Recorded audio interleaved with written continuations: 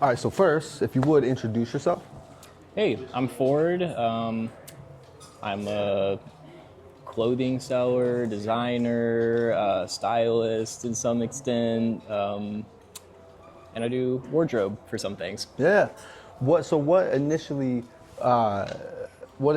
pulled you in this direction? Like how did you get to a place where you wanted to create in the fashion world? Yeah, I started the way that I think a lot of, especially like young guys do.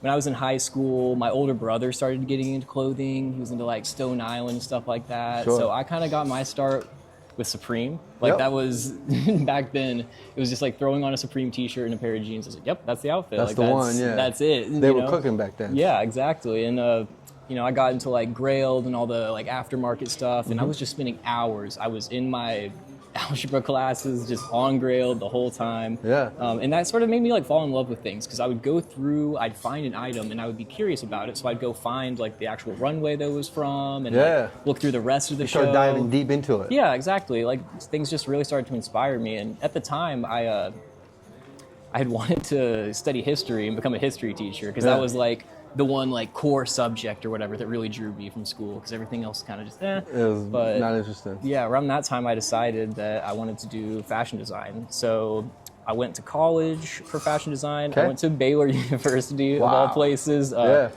Not the best place for me, but UT can be a little exclusive. Overwhelming, yeah. Yeah, but I learned a lot there.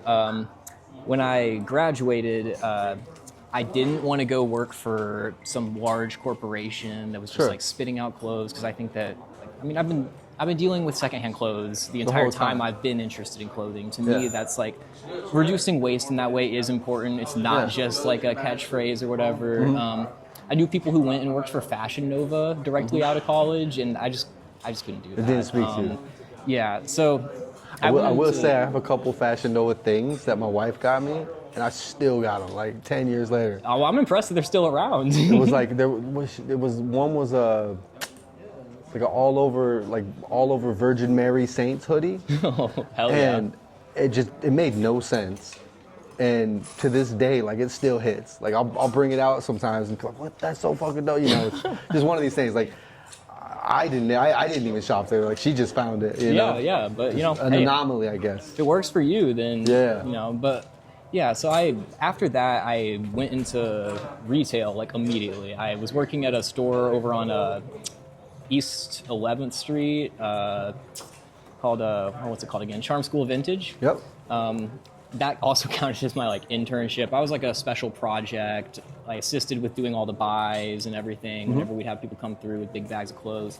I helped out with photo shoots and all that sort of stuff. So it just gave me a lot of like a variety of experience Yeah. in the field, which was awesome. I went from there. I worked in like high fashion retail, local store by George. Okay.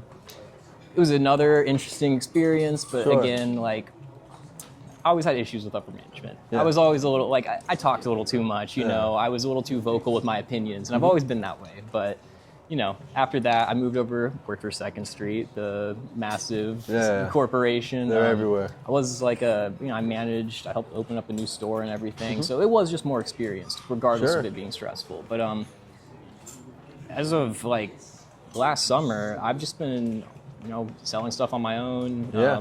Finally, like now, literally within the past few weeks, I've finally got back into designing, pattern making, and everything. So, it's finally coming back to me after a few years of too much clothes. Can you look back at those steps?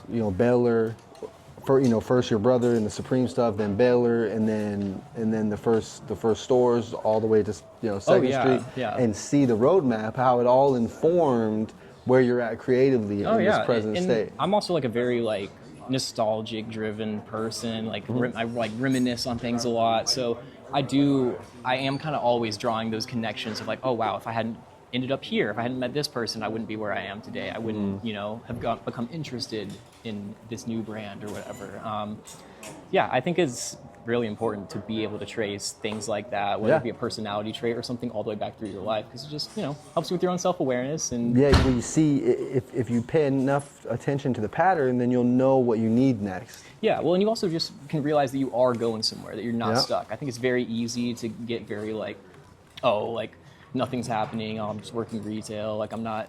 But during that time, like I met Sai, I discovered this store, you know? So it's all these different little connections, especially at Second Street. You have a lot of people coming in there and selling, a lot of people who own stores coming selling off their stock that hasn't sold yet, and will happily buy it, So it was nice to make those relationships within the parameter of the business. I was still able to like, help people out if they needed it.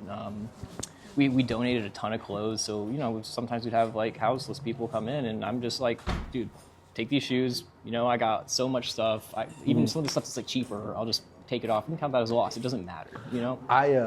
I'm based in Denver, and I know there's a couple of thrift stores specifically in Denver that they cater specifically to like homeless people and give them somewhere to bring stuff so that they can, they'll go and thrift and get clothes however they get them or whatever, and this gives them an avenue to create quick revenue so they can eat. Yeah, we had definitely a very similar thing, especially when I worked on the drag over like right across from the UT campus. There were a lot of people, they come in with their shopping carts and they got a bunch of clothes, and it's like, you know what, I'll do what I can for you. Like I can't promise anything because we have like somewhat strict guidelines, but like anytime it was something like that, I wanted to help out, because I think at the end of the day, the most important thing is just like the community aspect of it all. Like, there's not really, there's no bigger entity out there looking out for us. We kind of have to do it for We each are other. the bigger entity. Exactly. You know? Collectively. So I liked that I was able to, support the community around me in that way. And if I were to be doing something full time again, I would want it to be a position where that was allowed. You could like, do where that, I, had some ability to help out. What is it about thrifting specifically? What is it about that you enjoy, that calls you, that speaks to you in a way that other things don't? I love like treasure hunting, essentially. Like I think there's nothing more satisfying than spending that amount of time to dig through every single item on a rack to find something that fits you perfectly.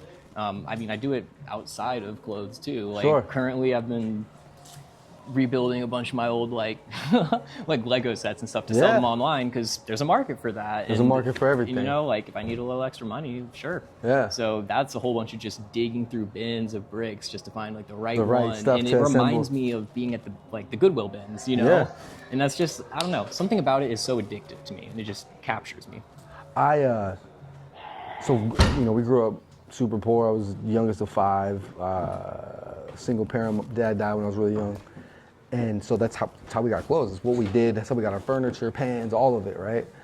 And as time went on, I just discovered like things that were built better and fashion trends that like bubbled out, like that had real staying power. You learned about that just because you're in it. Yeah. And when I had my daughter, she's 12 now. As soon as she could walk, we started going to like secondhand stores and antique malls and wherever, and like, because I always wanted to introduce her to like, nothing against Target, right? It has its place in the world, but I wanted her to see what a dresser that's been around for 100 years looks like, like what a t-shirt that people have been attracted to for 50 years looks like. And so from a very young age, she got into that, and now, it's part of her identity too, right? Like we just went to a thrift con in Atlanta, and it was really fun, and some of her favorite artists were there, and so she got to like, oh wow, like Tyler the Creator loves the, you know what I mean? Like so, like she's like, oh my god, like it stamped her. Like that level of connection with like people that you look up to. But I think it's really important, and I think it's amazing that you did that like early on, because it's just showing that like there are so many things out there that are still good, as like just as good as buying something new. I mean, one could argue better in a sense, because the quality is probably going to be better. The quality is different, and take the quality equation out, right? Like let's just take that out, and let's acknowledge that when you go to those kind of places, you begin to recognize the symmetry and the shape of things that transcend the moment, right? Like there are things in a lot of these stores that don't and won't last a year, won't last 2 years, right? But when you go to the right thrift store or antique mall or secondhand spot, and you start looking around, you start seeing shapes and things that speak to the human experience in a Yeah. way that is different. And Well, and there'll be things that like just, you know, design details that just are not used anymore. Yep. Or different, like, you know, certain things as far as the construction of the item goes. Yeah. That, like, it's a method that doesn't they ever found an get used. easier, more Yeah. cost-effective way, and Yeah. so they went out with it. And this thing is, 50 years in running. The thing that they're modeling it after is falling apart in 6 months. Yeah, well, one of my favorite things about it is that once you've been looking at old things for so long, you can kind of just start to tell, like Oh, based sure. on a glance, like or being in like the Goodwill binge or something, you see like a tag peeking out. Oh, I know what that is. Yeah. I know that's something good, and I don't know. You have an eye. I love building up that like knowledge base. I love discovering. I mean, outside of like secondhand things, I love discovering new up and coming designers because Sure. motivation to like actually get back into pattern making, especially taking 3 years off for me. Yeah. I'm having to reteach myself everything. So Sure. it's good to look like I look at people who are my age and even younger that are making just amazing things, like really groundbreaking, outstanding pieces, and it gives me a little more motivation to keep pushing in that direction. Hell yeah. Well, it was really good talking to you. Yeah, it was great talking to you.